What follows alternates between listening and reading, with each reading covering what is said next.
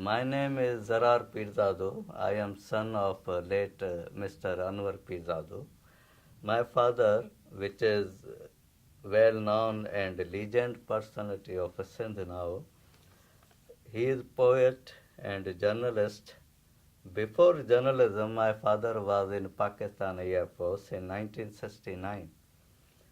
In, and then he had written a letter to his friend in which he condemned the totally military operation against Bengalis in Pakistan. This letter falls into the hands of the intelligence agency and immediately he was subjected for court-martial, terminated and sentenced to jail. He was emerged as a poet during in prison and look at his braveness. एक in jail में होने के बाद भी वो अगर शायरी कर रहा है तो फिर भी बंगालियों पे कर रहा है, यानी उसको खौफ नहीं है। पाकिस्तान की जेल में फिर भी वो शायरी कर रहा है, बंगाली पे कर रहा है। और उसने अपनी ज़िंदगी की पहली शायरी फर्स्ट पोएम उन्होंने लिखी ऑन 26 मार्च 1971 के इशू पर। Extract from a poem I read here, which is translated by Javed Qazi. दो पोएम है, वो अंग्रेजी में है।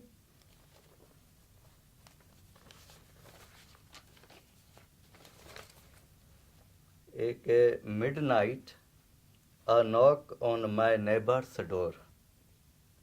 Why is there a knock? Yesterday too, there was such a knock.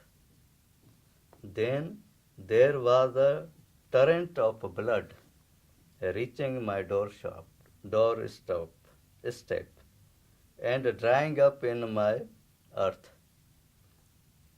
The same knock on the door today, the midnight sky full of stars, a numb silence, pierced and broken, the earth heavy with sleep, rudely awakened by the knocky. This is not a knock on the door. It is the sound of an approaching river of blood. I debate with myself. This knock is not at my door. It is nothing for me. Should I go on sleeping? But these furious waves may drown me while asleep. Lost in thought, I get up.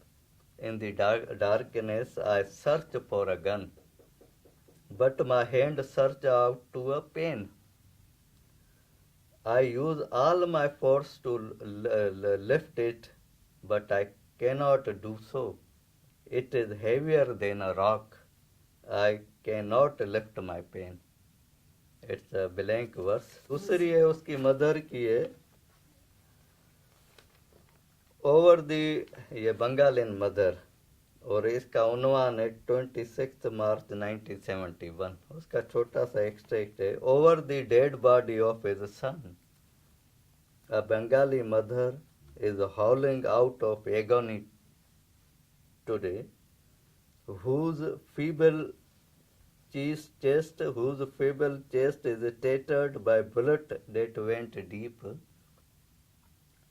and an old mother's whole being is sinking into abyssal pain over there. That small kid, soaked in blood, is trying to say mama, but yet half his tongue is cut, his breath is going high and high, yet no tears in his high eyes. Before his breath could break to finally end him, his mama breathed her last. His mama breathed her last. ये एक उसका टुकड़ा था. Finally, history has got its own accountability and revenges.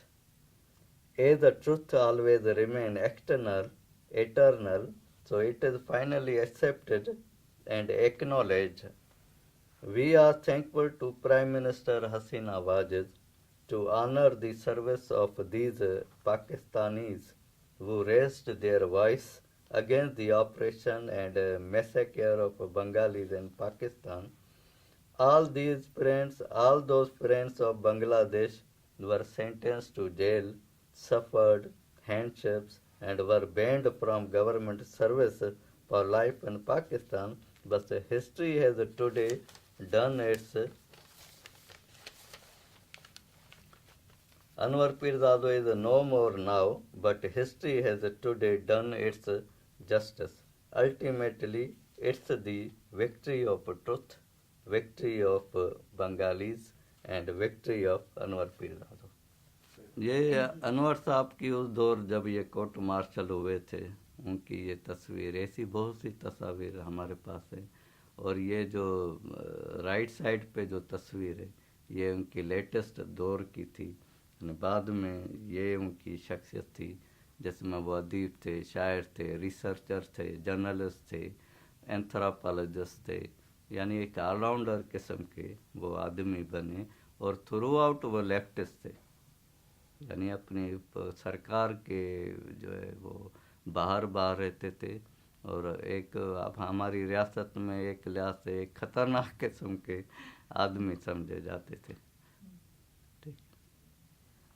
اس دور میں 1971 میں کوئی 3-4 سال کا ہوں گا، اور جب یہ کورٹ مارشل ہوئے تھے تو اس کی مدر نے اپیل داخل کی تھی، تو ان کو اس 3 بنیاد پہ آزاد کیا گیا. یعنی اس کی 7 سال سزا تھی تو وہ کنورٹ ہو گئی 6 مہینوں میں.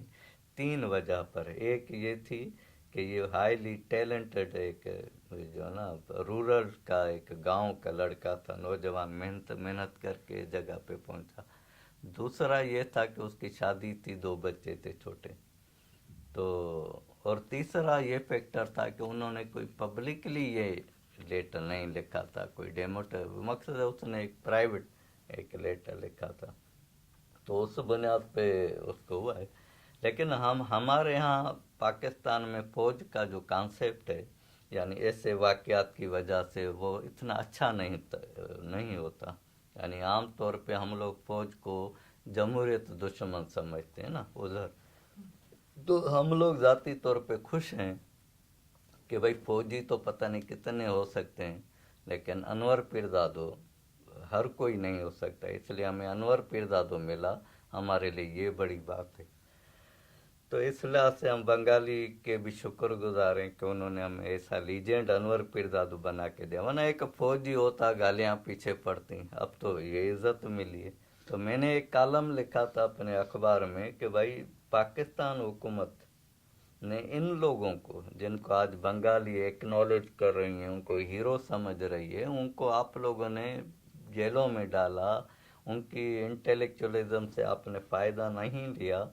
تو اب آپ کی جو پہچان ہے، یعنی ریاستوں کی بھی کوئی شکل ہوتی ہے، ان کا بھی کوئی کردار ہوتا ہے. اب لوگ آپ کو پہچانتے ہیں کہ آپ طالبان نیشن ہیں، آپ دہشت گرد ہیں، آپ جو ہے ایک فیلڈ ریاست ہیں. مقصد ہے یہ آپ کا تاثر بن رہا ہے، اور بنگال کا بھی یہ تاثر بن رہا ہے کہ انہوں نے ان لوگوں کو ہیرو قرار دیا ہے، ان کو ایوارڈ دے رہے ہیں. تو ان کی ریاست جو ہے نا بڑھ ترقی کرتی جا رہی ہے، وہ سیکولر ہوتی جا رہی ہے. انہوں نے اپنے آئین سے ریلیجس یا فنڈامنٹلزم کو نکال دیا ہے.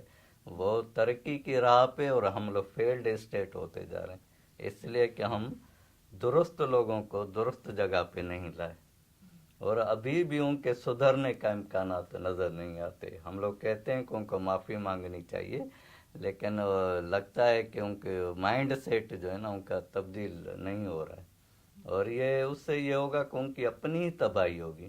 وہ آسما جہانگیر نے ایک انٹرویو میں کہا تھا کہ یہ آج ہماری جو پاکستان کی حالت ہے، اس میں بجائے اصولی طور پہ تو پاکستان کو کمپنسیٹ کرنا چاہیے نا بنگالیز کو، لیکن ہماری حالت ایسی ہے کہ ہم اس کے قابل بھی نہیں ہیں. اب تو بنگالی اس لائق ہیں کہ ہمیں وہ پال سکتے ہیں. یعنی اتنے ہم لوگ ڈاؤن ہو گئے. اور یہ کیا، یہ ایک اعتکافی عمل ہے، یہ ایک نیچر، یہ تاریخ نے ہمیں پیچھے کر دیا، ان کو آگے کر دیا. تو تاریخ کے بھی ایک فیصلے ہوتے ہیں.